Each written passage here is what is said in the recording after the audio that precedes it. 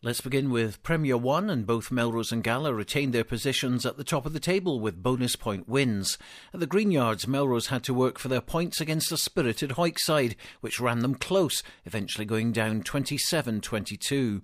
Melrose's 4 tries came from Joe Helps, who got 2, Gary Elder and Andrew Skeen, while Hawick's touchdowns were scored by Neil Rennick, Lindsay Gibson and Kieran Willison. Here's Rose skipper Graham Dodds. Chicks just had a real go at us in the changing room, and quite rightly so. We didn't perform as we know we can. It's been a kind of stutter the last 3 weeks. We played poorly and won at Heriots, played poorly and won here against Boroughmuir, then lost last week, and we thought we'd get a reaction this week. But all credit to Hawick, they really came at us, and if they keep playing like that, they'll pick up their first win. But all in all, we're really disappointed. But we've got to look at the positives. We're still top of the league, so we've just got to build on that. Hawick captain Bruce McNeil. Good steps forward there, but boys are still kind of disappointed that we never won it, and obviously we need to win these games to be competing in this league and that. So, but yeah, definitely a good step forward for us, and the confidence down at Mansfield is really good. It's hard to say that when you've lost 7 games in the bounce, but I mean, trying to get that transferred into the 80 minutes on the Saturday. Despite that improved performance, Hawick are still at the bottom of the table, 5 adrift of Glasgow Hawks, who won against Heriots. At Netherdale, Gala produced one of their best performances of the season, recovering from conceding a converted try in the first minute to take control against Stirling County and run out winners by 39 points to 10. Alan Emond, Peter Palapoi, Craig Robertson and Russell Anderson all scored tries, with Lee Miller kicking 2 conversions and 5 penalties to keep the scoreboard ticking over. Melrose at the top then, Gala in second place, just a couple of points behind. Well, into Premier 2, and the top-of-the-table clash between unbeaten Stu Mel and second-place Jed Forest went the way of the visitors at Riverside Park.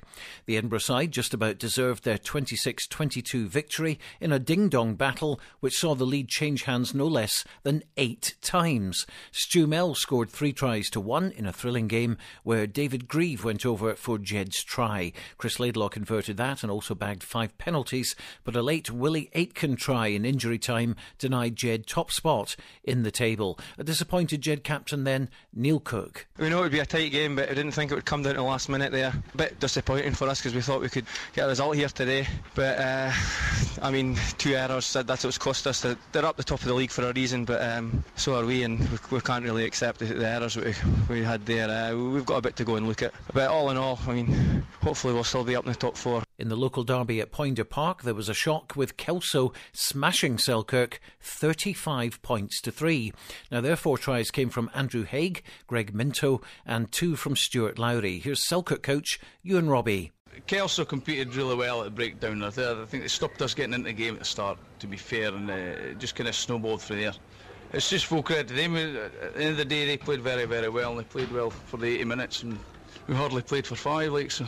A much happier Kelso boss, Eugene Murnane. To be honest, I'm delighted with, I spoke last week to one of your reporters about we didn't compete in the game because we had no platform, no set piece, etc, etc. Today we had a good platform. Our scrum went well, our line out went well. I thought we were very clinical at the breakdown. In training, try to put a lot of physicality into training to replicate the game situations. And like Ewan was harping on there about how he felt his side didn't turn up today in a Borders derby. I know exactly how he feels because we played Jed here 2 weeks ago, and it was exactly the same scenario for us.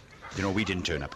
You can see all 4 Kelso tries plus highlights of Jed Forest versus Stu Mel right now on Borders Rugby television at bordersrugby.net. Well, there was another derby in Premier 2 when Peebles took on Biggar at the Guides. It was won 29-20 by Peebles. They scored their first try bonus of the season thanks to efforts by Donald Anderson, Dale Clancy, Andrew Brown and Ali Warnock.